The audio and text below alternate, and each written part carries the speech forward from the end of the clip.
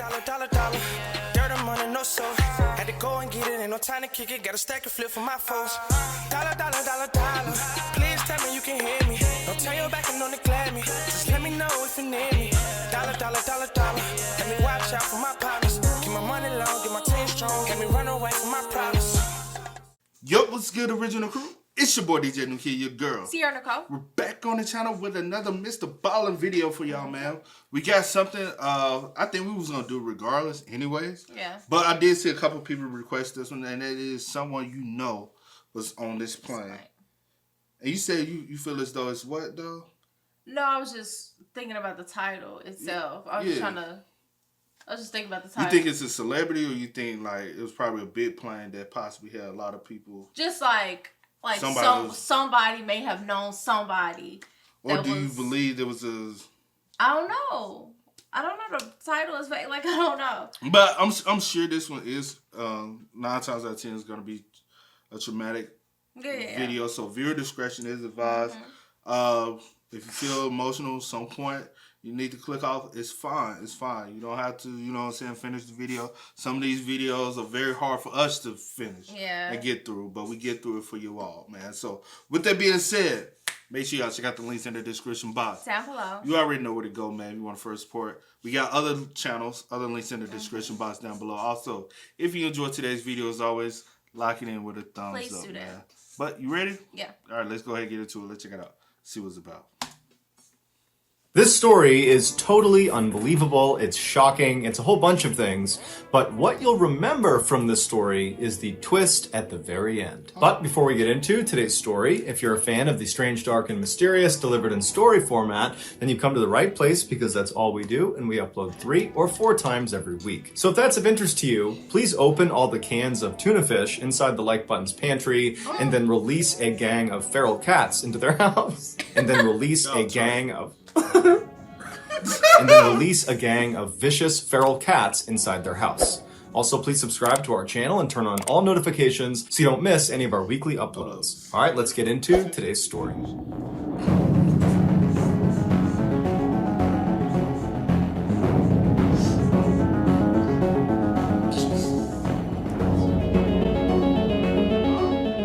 On June 25th, 1950, the Korean War broke out between the North Koreans and the South Koreans. Just 2 days after this war had begun, the United States formally entered the conflict by sending troops to aid the South Koreans. Shortly after this, the United States enacted a military draft. A military draft is the forced enlistment of civilians into the military. In the Korean War, the way Americans were chosen was in a lottery, and if their name was called, they would have to stop whatever they were doing in the civilian world and immediately go serve their country, and if they refused, they would go to jail. An 18-year-old high school dropout nicknamed Samson was living with his family in Seattle, Washington when he found out he had been drafted. While military service was not something Samson was considering for his future, he accepted his fate with grace, and before long, he was making his way to Fort Ord in Northern California to begin his military training. But after training, when Samson was now officially a soldier in the army, he was not sent to Korea to fight in the war. Instead, he was ordered to stay at Fort Ord and be the lifeguard for their pool. It's unclear how Samson felt about this, but regardless, he did his duty, and he stayed at this pool and he minded the folks who went swimming, and then at night and on the weekends, he would earn some extra cash by being a bouncer at a local bar. A year later, Samson was still working at the Fort Ord pool when he decided to take some time off and go back home to Seattle and see his family and see his girlfriend. As a military member, Samson was able to fly for free on any military flight so long as he was in uniform. And so Samson packed up his things, he threw on his uniform, and he made his way over to the Fort Ord airport, where he hopped on a small military plane and he flew to Seattle. A few days later, on September 30th, 1951, Samson said goodbye to his family and to his girlfriend, and then he put his uniform back on and made his way to the Seattle airport. When he got there, he saw there was only one military plane that was flying from Seattle all the way down to Fort Ord, and this plane was a World War II era dive bomber that only had enough space for one person, the pilot. Samson had to get back to Fort Ord that night because the following day he had work, and in the army you can't just not show up for work. But Samson didn't have enough money to buy a civilian plane ticket to take a civilian flight down to Fort Ord, so he was in a tough spot. And so he approaches this pilot of this dive bomber plane and he says, hey, can I just cram into your radar compartment in the back of your plane? And the pilot, whose name was Anderson, immediately said, no, that's a terrible idea. It's not meant for passengers. It's barely big enough to fit inside of. You could get badly hurt in there. But Sampson was adamant that he had to get back that night, that he'd be in so much trouble if he didn't. And he kind of appealed to Anderson and said, look, you're in the military. You get it. I have to get back there tonight. Can you please make an exception and just let me hitch a ride in the back of your plane? And so finally, against his better judgment, Anderson caves and he says, okay, Sampson, you can come with me. And so a little bit before 4 p.m. that afternoon, Sampson eagerly went around to the side of the plane. He opened up a side hatch and he crawled inside of this very tight radar compartment. And once he was tucked up inside, Anderson walked around and he closed the hatch behind him. And then Anderson got in the cockpit and began preparing the plane for takeoff. I be hating when situations like this happen because it's like when people do that stuff like that, it's like something just bound to happen. Yeah, it's like because they be in such a desperate thing that they'll do it. Yeah, and it's just like, bro, it's just, it's sad, man. And he closed the hatch behind him, and then Anderson got in the cockpit and began preparing the plane for takeoff. A few minutes later, the pair was careening down the runway, and right as the plane began to experience lift and was going up into the air, the side hatch of the radar compartment where Sampson was suddenly flew open. The big issue with this now open door in the radar compartment was not that Sampson, like in the movies, would get sucked out this door out to his death, although if he wasn't careful, he totally could fall out of the door. No, the real problem with this now open door had to do with oxygen levels. At their cruising altitude, where the majority of their flight would be spent, there wasn't enough oxygen in the air to sustain human life. And so as soon as Anderson powered up that plane and began preparing it for takeoff, he began pumping oxygen into the cockpit and also into the radar compartment space. This is done specifically to compensate for the lack of oxygen up at that cruising altitude. But with Sampson's door now wide open, all that extra oxygen that was coming into that space to keep him alive is now just being sucked right out the door into the atmosphere, which meant if Sampson couldn't find a way to shut that door, he would eventually pass out and suffocate to death. Sampson, who was fully aware of this fact, immediately jumped into action by anchoring his feet and legs around the stanchion in the middle of this compartment space, and once he was fairly secure, he began extending his upper body out of the plane to try to grab onto the handle to try to shut it. But once he was holding onto that door handle, he's now halfway out of the plane. He could not get it to shut. The wind was so strong it was pinning the door open. And so for the next several minutes, Sampson desperately is trying to get this door shut, but it's not working. And so eventually he retreated back into the plane and went all the way to the very back of the radar compartment space and tucked himself up behind some equipment. Because this was not an area where passengers were supposed to be, there was no way to communicate with the pilot. He could not tell Anderson that he was dying back here. And so he just sat there and prayed. While Sampson was dealing with this open door crisis, Anderson was dealing with a crisis of his own. At some point after takeoff, he looked down at his gauges and he realized a terrible mistake had been made. There wasn't enough fuel to get to Fort Ord, and where he was discovering it, where he was out over the water, there wasn't enough fuel to even turn around and go back to Seattle. And so Anderson grabs his radio and he tries to call out to these surrounding airports to see if there's anywhere he can just emergency land this plane, but all he hears is silence. It would turn out his radio equipment just happened to fail right at this moment. And what also happened to fail right at that moment was Anderson's oxygen supply. It had nothing to do with Sampson and the open door. Anderson just also suddenly was without oxygen. And so Anderson knew he had to get to a lower altitude as fast as possible because he would eventually pass out and crash the plane. And so he went into a very steep dive and began going down and realized he needed to try to land this plane in the ocean now. There was no way he could get to an airport.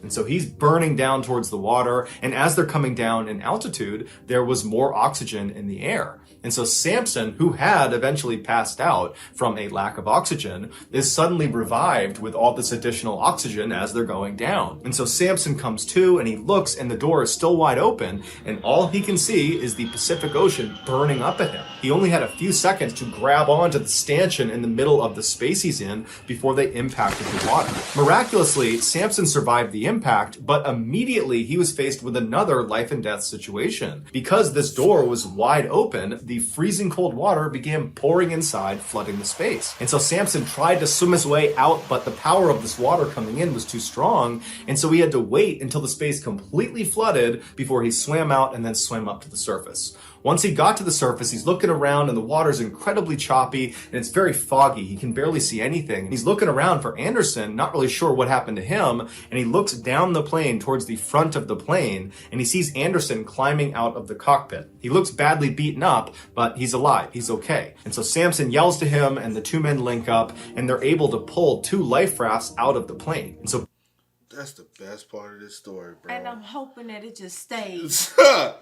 Because, bro, like, this is good. The whole situation, bro, Both my of them are heart alive, is over everything. here like... I know, I touched my Bro, chest because my I'm chest like- started hurt. Mine is too. It's like your chest is... And I'm just it's, like... it's because you are like in fear of somebody. You know what I'm saying? Bro, I'm like feeling out, yes. It's like you got a heavy burden on your chest, man. Dang. men, they get into each of their rafts right as this plane sinks down below the surface. And so Anderson and Samson begin looking around, wondering what they're going to do, but it's so foggy, they can't see land in any direction. They can barely see 10 feet away from themselves. And so Anderson thought they landed maybe 2 or 3 miles off the coast of California, but they weren't really sure. So Anderson pulled out his compass, he looked east and said, let's just start paddling. The men had crashed about 2 miles off the coast of Point Reyes, California, which is this big protected shoreline that's about 150 miles north of Fort Ord. And this particular stretch of water that these 2 men had found themselves in was a known breeding ground for great white sharks. So the 2 men, they got their compass and they're trying to swim as fast as they can to the east, but they're not seeing any land. The fog hasn't let up at all. And then eventually it got dark. And as soon as it got dark, the water got choppier and choppier until at one point, Samson actually was launched out of his raft into the water. He turned around and saw his raft, but it was being pulled away by a current faster than he could swim to it.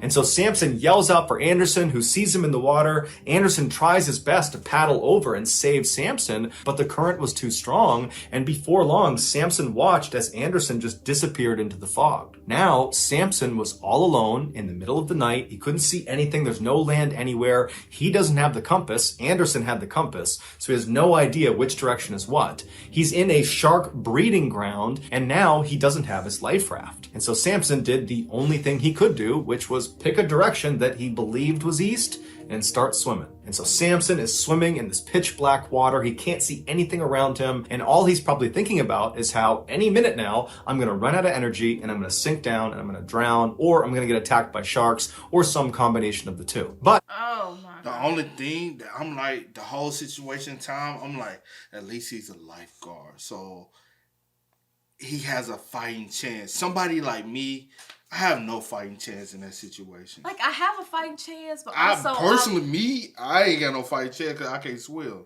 But no. I'm saying, but also I gotta think about these sharks. Like, regardless of lifeguard or not, I gotta, Yeah. The sharks don't care about the lifeguard. You know what I'm saying? You right. But I'm like, at least you, because in a situation like that, me and you would have been like, SOL, bro. We like, hey, that Ralph, if I get off that Ralph, baby, I ain't got no life jacket, baby. I'm just hoping. Like, I ain't got no life jacket. Life jacket or not, I'm good. Well, I probably got to fight chance with a life jacket, but I'm just hoping that the story gets better. Ciao. And I'm going to sink down and I'm going to drown, or I'm going to get attacked by sharks, or some combination of the two. But miraculously, after about an hour of swimming in some direction, he broke through the fog and he saw way off in the distance was a light on what looked like dry land. And so he has this sudden burst of energy and he swims as hard and as fast as he possibly can. A couple of times he gets pulled under by rip currents and he nearly drowns, but eventually he gets to the sandy shores of Point Reyes. It's believed he swam approximately 1 or 2 miles after being dumped out of the boat. As he was pulling himself out of the water and collapsed on the beach, he had given everything to that swim. Had he been in the water for even a few more minutes, it's very likely he would have drowned. Unable to stand from pure exhaustion, Samson just began slowly crawling up the beach towards this light he had seen as he was swimming. And it would turn out this light was on the outside of this building that was owned by a radio station. And so Samson is crawling and periodically puking out seawater, and finally, after about 30 or 45 minutes, he gets to the steps of this building. He crawls up the steps and he pounds on the door, and by this point, he's hypothermic, he's in shock, he's about to die if he doesn't get any help. And luckily, there's someone inside of this building. They open it up, they see Samson, they don't know what's going on, but they pick him up, they pull him inside, they wrap him in a blanket, and they try to ask him, what happened? What's going on? Why are you here? But Samson was too cold to even speak, so he just sat there and shook. And so finally, this employee just called the Coast Guard that had a station very close to where they were, and a few minutes later, the Coast Guard shows up, they take Samson, and they rush him to their station house where they were able to give him medical treatment, which saved his life. It was also at this Coast Guard station where Samson was reunited with Anderson, who had also managed to make his way to shore alive. Samson would go on to serve for 2 more years in the Army. The entire time was spent as a lifeguard at the Fort Ord pool. Then in 1953, after the Korean War ended, Samson's mandatory service came to an end and he was honorably discharged. Samson would go on to become one of the most successful and well-known actors and producers of all time. He has won hundreds of big awards, including 4 Academy Awards and 4 Golden Globe Awards. Samson's real name is Clint Eastwood. So that's going to do it, guys. If you found the secret in today's episode, let us know in the comments section what it is and where you found it. So give us the timestamp. And if you're the first to do that, we'll pin you at the top of the comments section. Wow. Clint Eastwood. And you say, you was like, is it a celebrity or something? Bro, do you think it's a celebrity? Clint I'm like, Eastwood oh my gosh. really do got a lot of fight in him. What you said? Bro, I never Wow. knew. I never knew. Bro, shut up. He's still alive. Yeah. Bro, that is crazy, Most bro. definitely is. Bro, I'm like, This was I'm in awe and wild by this, for real. This was a good story. Oh my goodness. This is the best story. With a happy ending. Like with a good Yes. ending. Because my heart was like, the entire time. Yes. The entire time. And I'm glad Anderson was able to make it as well with no hurt, no I'm on no Wikipedia harm. looking. But I'm like, bro. we can look afterwards. We'll look I'm afterwards. just, I'm You just in awe. Yeah. I'm in shock and in Yeah. awe because, Clint Eastwood, one of the best actors of all times, bro. Like, Yeah, most that's definitely. mad. Yo, you talking about This how is a good- fight? Bro. Yes, that's for real. And for 2 miles, just think swimming after landing, Right? after passing out on the plane. You could have got sucked out the plane. And just then you already passed out, right? Passed you done out. passed out. and All of a thank sudden, you goodness come back. like, you know what I'm saying? And this fresh oxygen, you ain't trying to breathe. You thought you You gone. know, who Passed out. And then you crash into water. and then you're like, oh my The God. water You wake up sweeps to like in. all this water. Yeah. You got to swim out. You look, Anderson. Yo, all right, let's go. Yeah. Then you turn around, you get thrown off the raft into the water. Anderson's trying to help you, and he gets swept away. And you just like, all right. A lot of people would have gave up. Like, okay. And he was like, he just can't happened do it. to Yeah. just swim. Just swim. And see a light. Bro. This was a good story. That was probably the good. best, one of the The best best story one, with like, the best, with a good, ending. Yeah, and so impactful. Yeah, this was nice. Yeah, because I ain't gonna lie, I was like, My the heart, whole like my time. chest, like just hurt. Yeah, man. Oh, man. Make sure y'all spam us up in the comment section down below. Let us know y'all thoughts and opinions about this, because this was, again, another amazing story It about really Mr. was. Ballen, man. But, as always, y'all know how it go. I do go by the name DJ Kid. This is See you in the post. We are. Kid and see We out. Go and get it, ain't no time to kick it. Got a stack of flip for my folks. Dollar, dollar, dollar, dollar. Please tell me you can hear me. Don't turn your back and on the